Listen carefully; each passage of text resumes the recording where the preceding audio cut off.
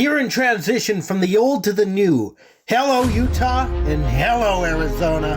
Welcome to the Albertan Coyotes Fan.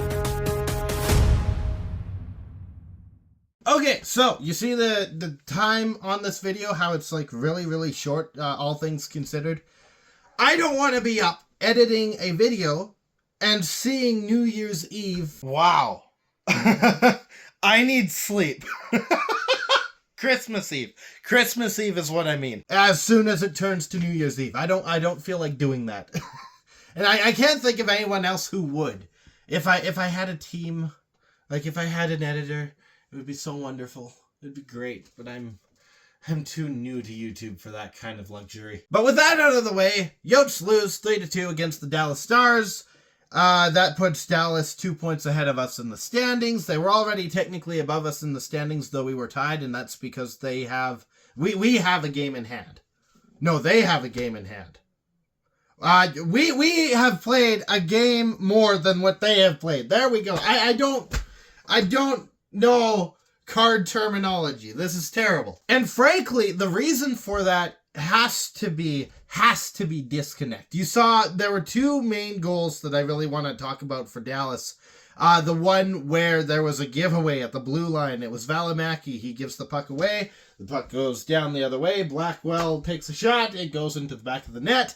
It's another rush, another of the same old story. And on the other one, it's Valimaki again, as well as Sergachev, miscommunicating and not being in position. There's a wraparound assist that hits Jamie Benn's stick in the slot. He takes a shot, goes into the back of the net. And that's basically the exaggeration of what this game was like. That was the moments where how this game was playing out really manifested into a problem for the Utah Hockey Club. Because this whole game was played with a disconnect, with a miscommunication all throughout the night. There were giveaways that should not have happened. There were turnovers that should not have happened. Poor passes, poor entries. There was a breakaway shorthanded that Kerfoot had. He had all the time in the world to run and score.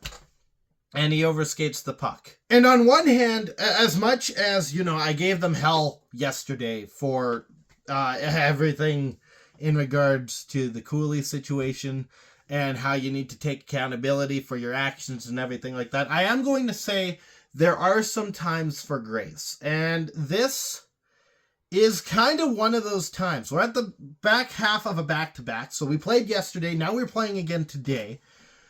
We play in a game where we didn't really have much time to shake off whatever Anaheim was.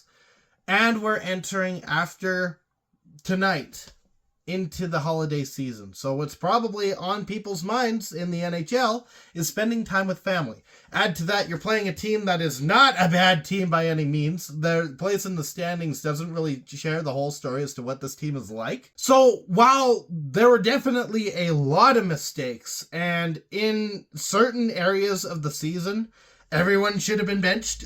Just throw out a whole bunch of random people and just call it a day. As far as consequences go anyway. I'm willing to give them the grace in this game. Am I happy with it? Absolutely not. But I can understand based around the context of this game.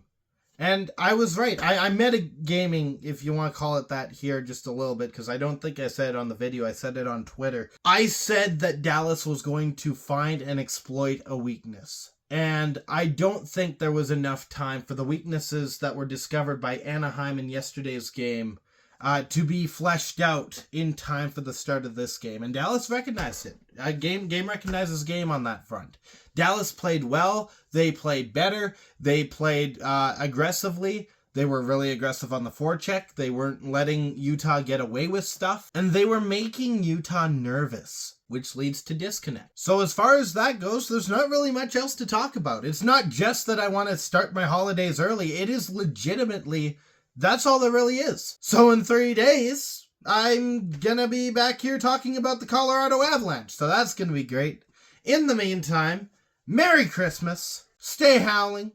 Go Yotes. Thank you so much for watching. I know this was a short one, but there wasn't a lot to talk about. That isn't just a whole lot of different stories about how the disconnect manifested throughout the game. So really, I just wanted to leave it at the blanket statement that it was and just call it a day. So with that being said, if you liked the video, you can hit the like button, you can hit the subscribe button.